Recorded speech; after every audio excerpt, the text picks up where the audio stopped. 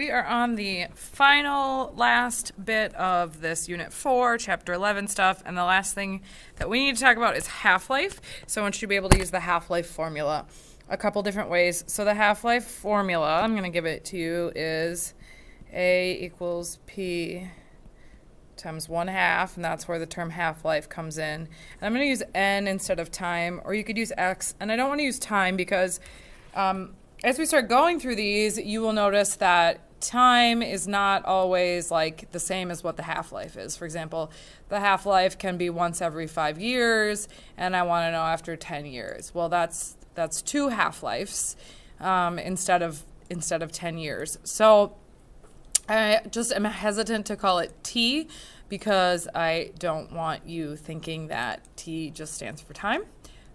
But it can stand for time in a sense, but it's, how many half-lives it is. So tritium, I don't know how to say that correctly, is a radioactive form of hydrogen. The half-life of tritium is about 12 years. So what percentage of the sample will be left after 12 years, and then what percentage after 16 years? So this is kind of a two-step problem. And I'm going to start out with kind of like that formula, A equals P, 1/2 to the N, if you will. So the starting amount, especially because it says percentage, the P we're always going to start with is going to be 100 for 100%. And so when you're asking, like, where does that come from? That comes from the 100%. And then whatever answer you get, you are going to be talking about it in percent as well. So it's kind of nice to think of it that way. And that makes it kind of easy as well. Time, when this is time, or N, /N I should call it, since I just said I was going to do N, this is 1 half-life when it's 12 years.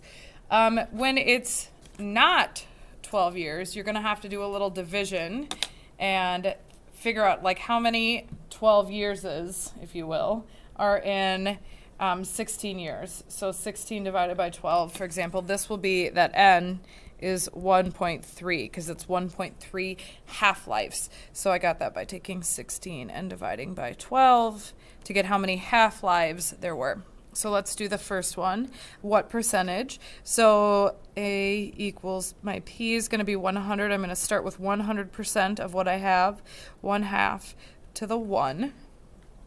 Okay, well, I hope that you know that 1/2 to the 1 is just 1/2. And 100 times 1/2 is just 50. And remember, that's like percent. So like 50% of the sample will be left after 12 years. And that's really what half-life means, right? That it loses half of itself during a half-life, okay?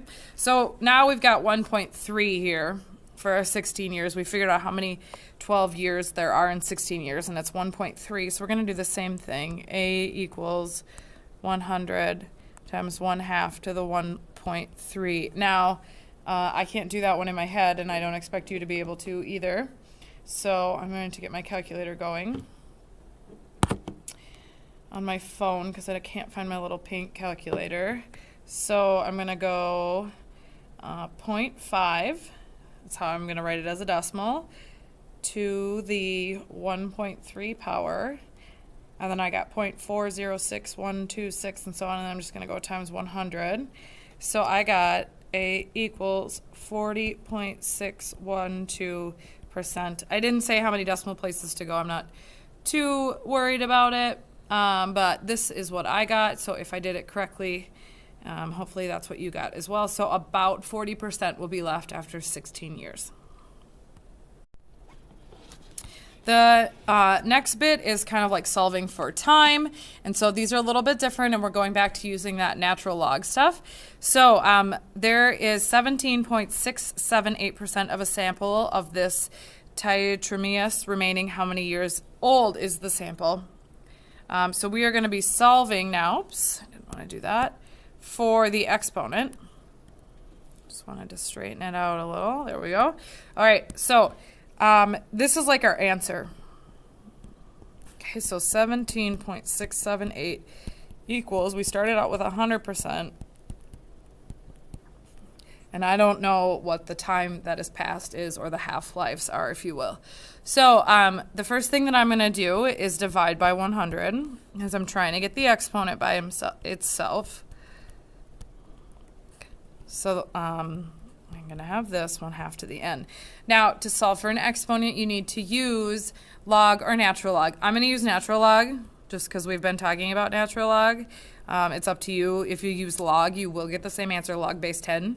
Okay, so you could use log, like the calculator, log base 10, common log, or natural log, which is what I almost always use. So now I have the natural log of 0.17678 equals the natural log of 1/2 to the n power, and I know I can bring that n power down. So I'm just going to write it again because I feel like I ran out of room. Okay, and so to get n by itself, I just have to divide both sides by the natural log of 1/2. Okay, and that's going to be tricky to do on my, I'm going to use Desmos to do that because I think Desmos does a really good job, especially when you're typing in parentheses. So natural log, I'm typing in my calculator, hopefully you are too, of 0.17678 divided by the natural log of 0.5. So then I got that's like 2.5-ish. So n is approximately 2.5. But that's how many half-lives have happened. So remember, 2.5 half-lives have passed. But that's not what they're asking for. They are asking for how many years old the sample is. So now we're going to take 2.5 times 12. Because this is how many years a half-life is. And if you take 2.5 times 12, you get 30. So it is approximately 30 years old.